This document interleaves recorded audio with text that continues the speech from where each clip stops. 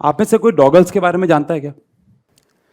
एक कपल था जो कि पार्क में रोज अपने डॉग को घुमाने लेके जाता था और वो उनके साथ ना फ्रिस्बी कैच करवाने की गेम खेलते थे। तो बड़ा अच्छा डॉग ट्रेन हो गया। एक दिन क्या हुआ कि वो डॉग फ्रिस्बी कैच नहीं कर पा रहा था। मतलब सडनली ऐसा क्या हुआ उसके साथ कि वो फ्रिस्बी कैच नहीं कर पा रहा था। जैसे अभी ना इधर बहुत सारी लाइट्स लगी हुई हैं तो मैं सबको देख नहीं पा रहा हूं।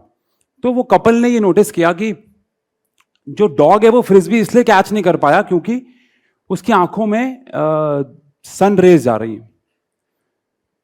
तो जो उसमें से मेल था उसने घर जाके क्या किया, अपने जो गॉगल्स थे उसको निकाला, उसकी डंडियों को तोड़ा और उसमें एक रबर बैंड बांध दिया और अपने डॉग को पहना दिया।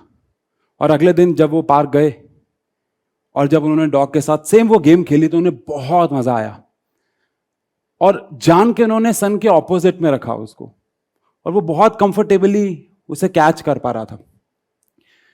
तो उनको लगा यार ये कितना क्रेजी आइडिया है, क्यों ना इसको बना के बेचा जाए और उसको नाम दिया जाए डॉगल्स, डॉग एंड गॉगल्स, डॉगल्स। तो उसके रिश्तेदारों ने कहा कि यार ये बहुत घटिया आइडिया, ये वर्क नहीं करेगा, कौन अपने कुत्तों को चश्मा पहनाना चाहेगा। उस इंसान का नाम था रॉनी डी। आगे मैं पढ़ना नहीं चाहूंगा वरना ये भी अपलोड नहीं होगी। 2004 में उन्होंने कंपनी फॉर्म की डॉगल्स नाम की। हाँ तुम पढ़ सकते हो। और 2004 में जब उन्होंने कंपनी फॉर्म की, सर इस बारे में ज्यादा जानते होंगे मुझे लगता है, कि एक ऐसी लिस्ट तैयार होती है टॉप 10 आइडियाज की जो वर्क नहीं करेंगे। उसमें नंबर 6 पे थे, लेकिन इनको अपने क्रेजी आइडिया पे ट्रस्ट था और ये उस पे लगे रहे और within I guess 8 to 9 months लगभग 2004 में ही 4,500 शॉप्स में बिकने लग गए। और इनकी लाइफ में गेम चेंज कब हुई? जब यूएस आर्मी ने अपने डॉग्स को इनके डॉगल्स बनाना शुरू किया। द पॉइंट इज इनको अपने क्रेजी आइडिया पे। सेकंड, अगर आप में से कोई यहां पे साइंस साइड का है क्या? क्योंकि सुबह से मेरे साथ जो भी सेल्फी ले रहा है वो सब कॉमर्स के, पता नहीं मेरी वीडियो। हाँ यहां भी बहुत कम है। यहां पे कॉमर्स का कौन कौन है? कोई तो हाँ, तो मैंने पूछा यहां पे साइंस वाला कौन कौन है? हाँ वेरी गुड। अरे तो बाहर कौन मिल रहा था मुझे? ठीक है, तो फिर आप शायद V8 के बारे में जानते होंगे। हेनरी फोर्ड, फोर्ड कंपनी के मालिक, उनके दिमाग में खुराफात आइडिया आया कि गाड़ी को क्यों ना कॉम्पैक्ट किया जाए और मल्टीपल सिलेंडर्स को कॉम्पैक्ट करके छोटा इंजन बनाए। बट ये आइडिया आपको टेक्निकली शायद ना ऐसा साउंड कर रहा, बट ये बहुत डिफिकल्ट और बहुत क्रेजी आइडिया था क्योंकि इंजन फट सकते थे। उन्होंने कहा मेरे पास पैसा है। उन्होंने अपनी टीम को बुलाया और कहा कि आप सबको ये काम करके देना मुझे 6 महीने के अंदर। तो उनकी टीम के लोगों ने कहा कि इट इज इम्पॉसिबल, ये पॉसिबल है ही नहीं सर। तो उसने कहा आप दिमाग लगाओ, मैं पैसा लगाता हूं। 6 महीने दिए मैंने आपको। आफ्टर 6 मंथ्स वो आते हैं, वो इंजन नहीं बना पाते हैं, कहते हैं सर ये पॉसिबल नहीं है। वो कहते हैं 6 महीने में आपको और दूंगा, आप इस पर और मेहनत करें। 6 महीने बाद वापस आते हैं एंड अगेन वो इंजन डेवलप नहीं कर पाते। ऐसा मल्टीपल टाइम्स होता है। फिर हेनरी फोर्ड एक दिन बहुत गुस्से में कहते हैं कि आपके पास सिर्फ 3 महीने हैं, अदरवाइज मैं आपको नौकरी से निकाल दूंगा। अब वो क्रेजी आइडिया जो कि हेनरी फोर्ड के दिमाग में चल रहा था, वो मजबूरन कहां चला गया? उन लोगों के दिमाग में जिनको वो इंजन बनाना था। एंड 3 महीने का टाइम दिया गया था और आई गेस 1.5 महीने के अंदर उन्होंने V8 इंजन 1932 में बना दिया। The only point is again Henry Ford को अपने क्रेजी आइडिया पे ट्रस्ट था। अगला नाम बहुत अजीब साउंड कर सकता है आपको, बट इसके बिना ये TEDx अधूरी है और शायद अपलोड भी नहीं होगी। एक बार एक बहुत लैविश पार्टी चल रही थी, बहुत कमाल की। उसमें 2 फीमेल्स आपस में बात कर रही थी कि उन्होंने अपने यूज्ड अंडरगारमेंट्स को बेचा किसी को।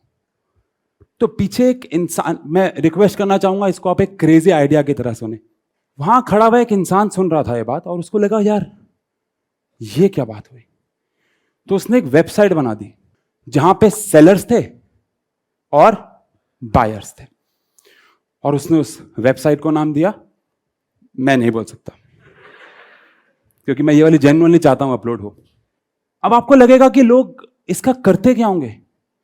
देखो ये आप घर जाके इमेजिन करना, कुछ लोगों ने करना शुरू कर मैंने इसके बारे में कभी नहीं सोचा। मैंने बस ये सोचा है कि क्या जेन्युइनली इस वेबसाइट पे ट्रैफिक था, क्या जेन्युइनली लोगों ने इस आइडिया को, जो कि मेरे हिसाब से क्रेजी आइडियाज के लिस्ट में टॉप पे होना चाहिए, क्या जेन्युइनली ये सक्सेस अचीव कर पाया।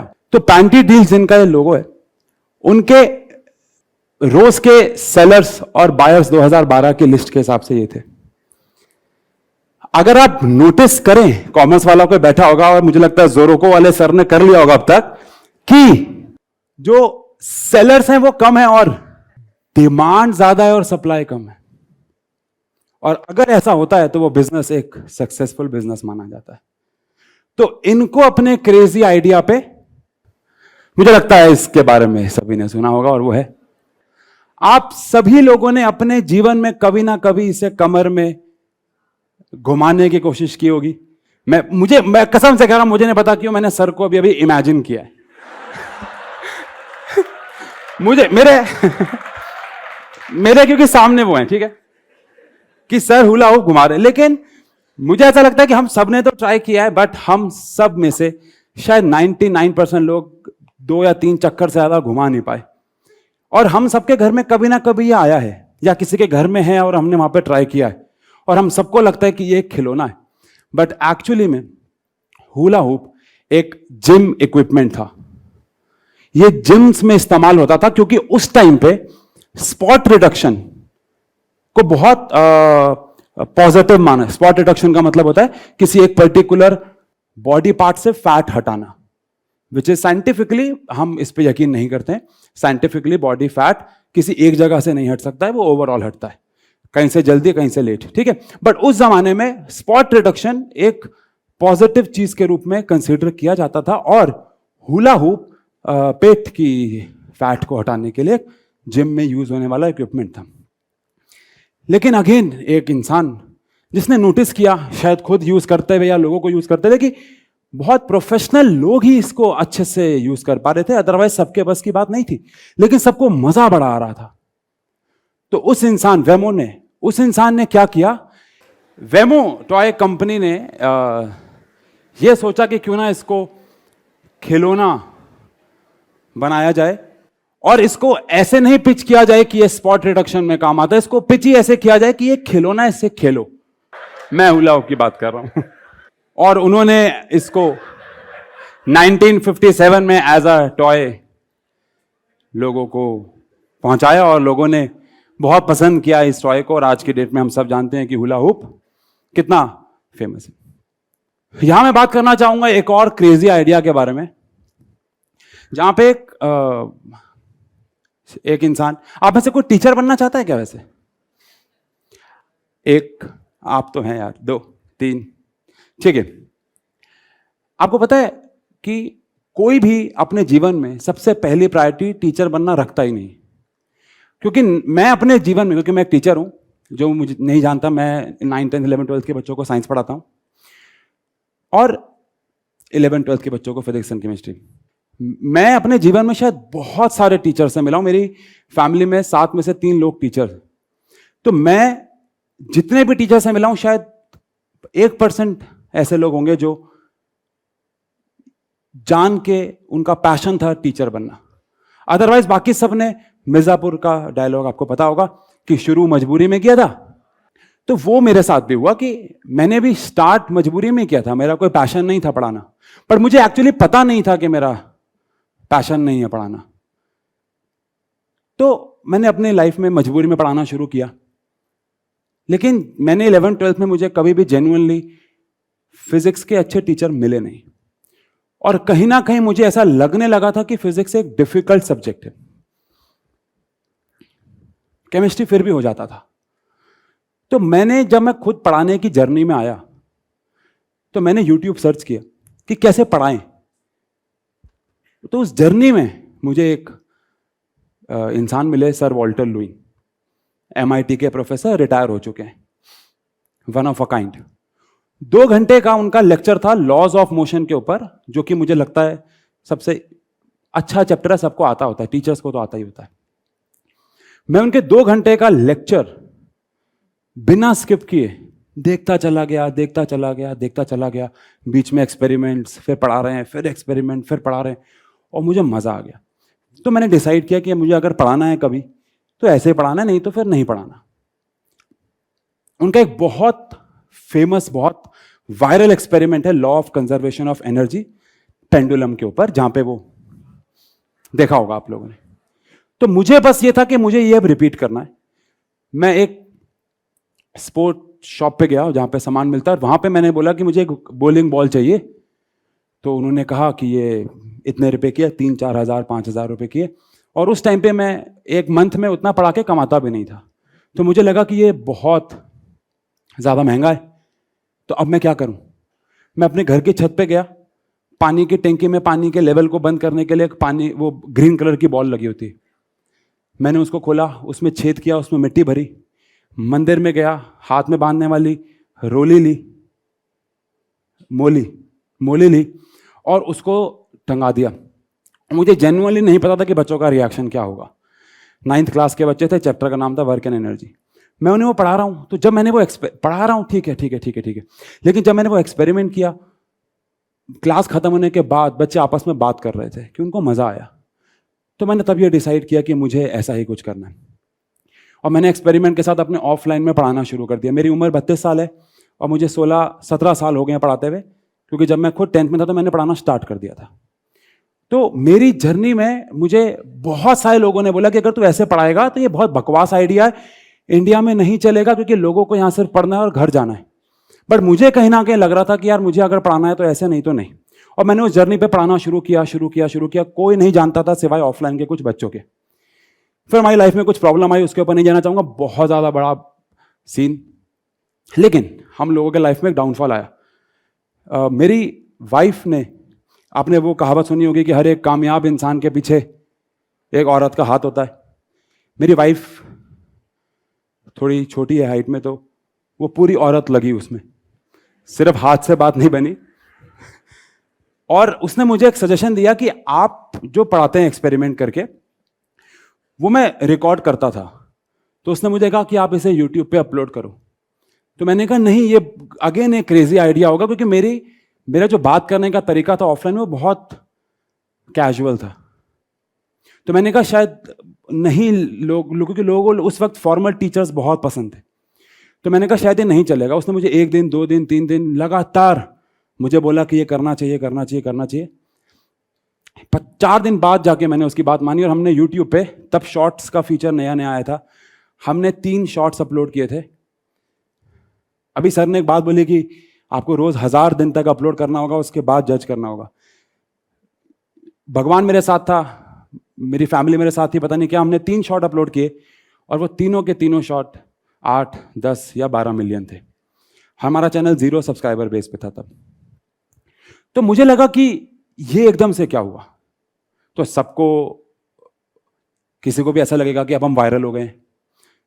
मुझे भी लगा कि मैं वायरल हो गया हूं। तो मेरी मम्मी ने मुझे बोला कि बेटा वायरल तो कोई भी हो जाता है, कच्चा बादाम, ढिंचक पूजा या कोई भी और, नहीं, मतलब विद ड्यू रिस्पेक्ट, कोई भी वायरल तो कोई भी हो जाता है ना, लेकिन क्या तूने कोई इंपैक्ट क्रिएट किया क्या? तो जब मैंने कमेंट सेक्शन खोला तो मुझे बहुत अच्छा लगा, क्योंकि वहां पे कमेंट्स बहुत पॉजिटिव थे कि ऐसे पढ़ाने वाले होने चाहिए, टीचर ऐसे और जरूरत है हमारे इंडिया को। तब ना अच्छे कमेंट्स आते थे। अब तो वो आते हैं, अगर लाइक नहीं करोगे तो फेल हो जाओगे, सर का कंटेंट डे बाय डे। पहले बहुत जेन्युइन कमेंट, और मुझे उस समझ में आ गया था कि मुझे अब इसी पाथ पे आगे चलना है। और हम लोगों ने साइंस एंड फन को आगे बढ़ाया, और हम लोग आज 7.7 मिलियन पे, और हमारे यूट्यूब पे ओवरऑल 4 बिलियन व्यूज होने वाले। हम लोगों ने कभी भी इतना प्यार सोचा नहीं था कि मिलेगा। इन पूरी जर्नी के अंदर एक बहुत अजीब चीज मेरे साथ और हुई। जब हम लोगों ने चैनल खोला, हम लोग इंडिया का फर्स्ट फास्टेस्ट ग्रोइंग चैनल बने थे 2022 अप्रैल में। हम लोगों ने एक दिन में 1 लाख सब्सक्राइबर गेन किए थे, और हम वर्ल्ड का 8th फास्टेस्ट ग्रोइंग चैनल बने थे। बट आपको पता है, इन सब के बावजूद मेरा मन था कि मैं बच्चों को अब कंप्लीट वीडियोस के फॉर्म में पढ़ाऊंगा। अभी तो मैं 1-1 मिनट के शॉर्ट डालता था। तो हम लोगों ने एक मीटिंग बैठाई, और वहाँ पे कुछ लोग थे, जिनमें से कुछ को आप जानते होंगे, कुछ को नहीं, बट यहाँ नाम लेना सही नहीं रहेगा। और उन्होंने मुझे बोला कि तू एक्सपेरिमेंट्स करता है, लोग तेरे को बस एक्सपेरिमेंट के लिए जानते हैं, कोई तुझसे कंप्लीट नहीं पड़ेगा। पता नहीं क्यों उस मीटिंग के अंदर मैं रो पड़ा। मुझे लगा कि यार मैंने 16 साल अपने ऑफलाइन को दिए, क्या सच में मुझसे लोग बस एक्सपेरिमेंट्स देखने आते हैं बस, या वो मुझसे पढ़ेंगे नहीं पढ़ेंगे। तो मैंने अपनी फैमिली को बोला कि कोई और हो ना हो, हमारे ऑफलाइन में मेरी वाइफ एसएसटी पढ़ाती है, मेरे ब्रदर मैथ्स अकाउंट्स पढ़ाते हैं, तो हम लोगों ने तीनों ने मिलके एक और चैनल खोला जिसका नाम था साइंस एंड फन एजुकेशन। और साइंस एंड फन एजुकेशन भी आज 1.7 मिलियन पे, और इसके जो कंप्लीट वीडियोस हैं ये भी मिलियंस में जाते हैं, और लोगों ने बहुत प्यार दिया। फिर हमने अपना साइंस एंड फन का ऐप खोला जहाँ पे आज की डेट में हज़ारों बच्चे पैसे दे के पढ़ रहे हैं। और अगेन मैं वही कहूँगा सर वाली बात कि कोई अगर आपको पैसे दे रहा है तो किसी बात के देगा। तो मुझे तब यकीन हुआ कि मैंने अपने डे 1 पे क्रेजी आइडिया पे ट्रस्ट किया। मैंने कभी भी किसी भी पॉइंट पे बैक ऑफ नहीं किया। मुझे कभी भी नहीं लगा कि यार ये सही कह रहा होगा या ये सही कह रहा होगा। मुझे इस बात पे एक बड़ी प्यारी कहानी, ये फोटो बहुत पुरानी है, आप ये मत समझना मैंने सिर्फ टेडेक्स के लिए खिंचवाई। आप मेरे इंस्टाग्राम पे जाएंगे, ये फोटो बहुत पुरानी है। मैं तब से बिलीव करता आ रहा हूं इस बात पे कि हमेशा हमें अपने क्रेजी आइडियाज पे ट्रस्ट होना चाहिए। और उस क्रेजी आइडिया को सोचते हो ना जब आप, तो आपके आसपास बहुत सारे लोग आते हैं जिनको रिश्तेदार कहते हैं। नहीं, टांग खींच, और वो आपको पुल डाउन करते हैं। 100 लोग हैं, एक बहुत बड़ी रेस होनी है। रेस बहुत मुश्किल है, बहुत सारे हर्डल्स आएंगे, पहाड़ आएंगे, झाड़ियां आएंगी, जंगल आएंगे, ज्वालामुखी आएंगी, नदियां आएंगी। जो एंड तक पहुंच जाएगा वो जीत जाएगा। 100 लोग पार्टिसिपेट कर रहे हैं। पहला पड़ाव आया, 5 लोग हार गए, डर गए, घर चले गए। अगला पड़ाव आया, 20 लोग और आए, डर गए, ये नहीं हो पाएगा। कोई कह रहा है उनसे कि भाई देख ये रास्ता तो बहुत मुश्किल है, ये ऐसा है, ये ऐसा है, ज्वालामुखी में जल जाएगा, नदी में बह जाएगा, बंदर आके काट लेगा, XYZ। 20 लोग और घर चले गए, 30 लोग और घर चले गए। लास्ट का पड़ाव 3 लोग रह गए। 3 लोगों ने अपना जी जान लगाया। अगेन क्योंकि लास्ट का पड़ाव था, सबसे ज्यादा डिफिकल्ट था। एक इंसान और बैकआउट करता है और एक इंसान मर जाता है। एक इंसान होता है जो रेस जीत जाता है। बड़ी कमाल की बात है, इतनी मुश्किलों के बावजूद एक इंसान रेस कैसे जीत गया? उसको डर नहीं लगा क्या? मीडिया आई, कैमरामैन आए, इंटरव्यू हुआ कि सर आपको डर क्यों नहीं लगा? आपके अंदर ऐसा क्या था कि आप रुके ही नहीं? तो वो कहता है। तो उसको वो सब सुनाई नहीं दिया जो उसके आसपास के लोगों ने बोला था कि भाई नहीं हो पाएगा तेरे से, भाई रुक जा, भाई मर जा। और जब उसने नहीं सुना तो उसके लिए वो रास्ता बड़ा आसान था और वो चलता गया और वो जीत गया। टॉक को खत्म करना चाहूंगा एक और कहानी से। आप सबके मन में, मुझे जेन्युइनली पता है, बहुत सारे क्रेजी आइडियाज आते होंगे, लेकिन कभी भी आपने उस पर अमल नहीं किया। क्योंकि हो सकता है आप डर गए इस इंसान की तरह, या हो सकता है कि आपको यह लगा हो कि आपके पास बहुत सारा समय है। अभी हमेशा से हमें लगता है कि हमारे पास बहुत टाइम है। तो एक इंसान था जिसका नाम राहुल था। उसको एक लड़की से प्यार हो जाता है, लड़की को भी होता है, और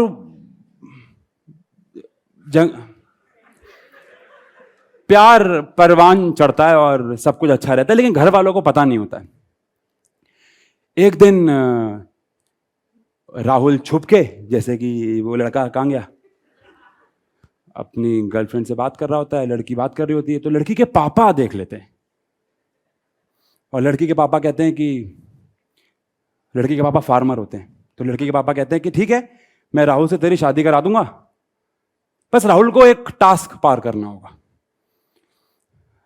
लड़की मैसेज करती है, राहुल कहता है अरे बिल्कुल, मैं तो प्यार करता हूं आपसे। अगले दिन आते हैं, यहाँ पे लड़की खड़ी हुई है, यहाँ पे लड़की के पापा हैं और यहाँ पे राहुल है। तो लड़की के पापा कहते हैं कि अगर सामने 3 बैरिकेड्स लगे हुए, उन तीनों बैरिकेड्स के पीछे 3 सांड है, एक एक बैरिकेड हटेगा, सांड भागेगा, तो किसी की भी पूंछ पकड़ ले, मैं तेरे को अपनी बेटी का हाथ पकड़ा दूंगा। फेयर डील है? ठीक है, ठीक है। पहला बैरिकेड उठता है, वहां पे एक बहुत हट्टा खट्टा, बहुत मैस्कुलिन सा सांड होता है। तो राहुल को डर लग जाता है। राहुल कहता है, यार इस सांड को जाने देता हूं, मेरे पास 2 मौके और हैं। बैरिकेड हटता है, सांड भागता है। राहुल, उसके होने वाले ससुर जी और वो लड़की वहां वेट करते रहते हैं। सेकेंड बैरिकेड उठता है, उसमें और ज्यादा मैस्कुलिन सांड होता है, उसके बड़े बड़े सींग होते हैं। राहुल कहता है, ये तो फाड़ देगा भाई उसका पेट। तो वो कहता है, मेरे पास अभी एक और मौका है, लास्ट वाले का वेट करता हूं। और वो सांड को भी जाने देता है। लास्ट वाला बैरिकेड उठता है, वहां बड़ा पतला दुबला सा सांड होता है। राहुल कहता है, अरे।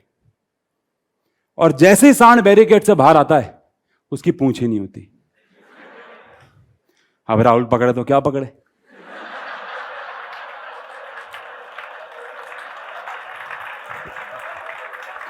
क्योंकि बात तो पूंछ की हुई थी।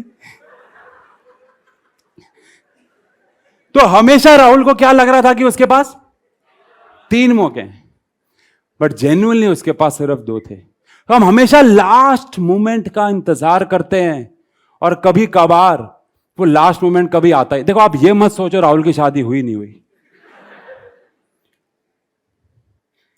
द पॉइंट इज, आपके दिमाग में जो आइडिया आया है उस पर आज अमल लेके आओ।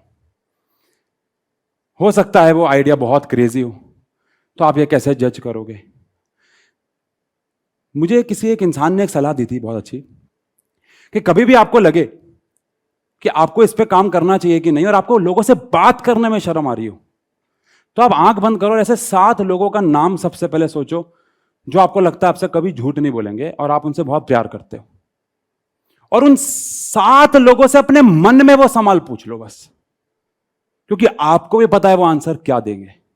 और अगर उन 7 में से 4 ने आंसर हां दे दिया, तो शुरू हो जाओ। सभी को नमस्कार। Thank you so much.